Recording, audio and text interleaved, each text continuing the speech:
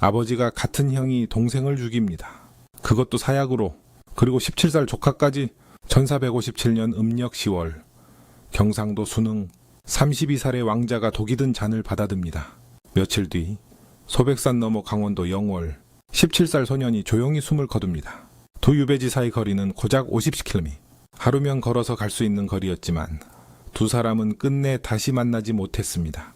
죽은 왕자의 이름은 이유 금성대군, 죽은 소년의 이름은 이홍이 단종, 그리고 이 둘을 동시에 죽인 자는 수양대군, 훗날의 세조, 셋 모두 세종대왕의 피를 나눈 자들이었습니다. 위대한 성군의 유산이 어쩌다 이토록 잔혹한 피의 역사가 된 걸까요?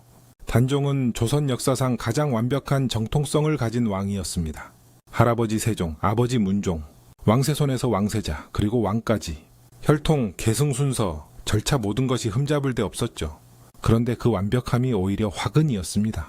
12살의 왕이 된 소년에겐 자신을 지켜줄 어른이 없었거든요. 문종이 재위 2년 만에 세상을 떠나자 어린 왕 주변으로 두 세력이 형성됩니다. 김종서, 황보인 같은 신하들과 안평대군이 단종을 지키려 했고 반대편에는 수양대군이 있었습니다.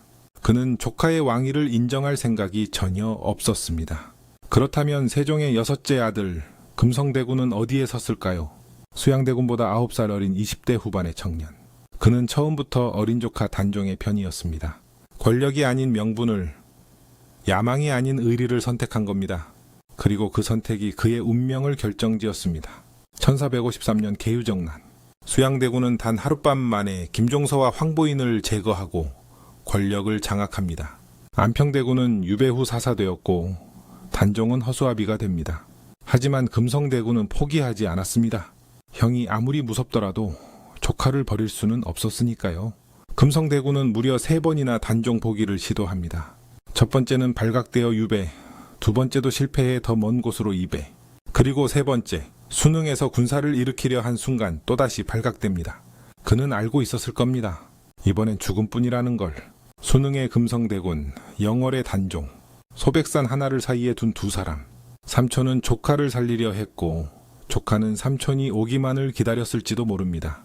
하지만 그 50km는 결코 좁혀지지 않았습니다. 세조가 허락하지 않았으니까요. 세조는 친동생에게 사약을 내립니다. 조선 역사상 친형이 친동생을 직접 죽인 첫 번째 사례였습니다.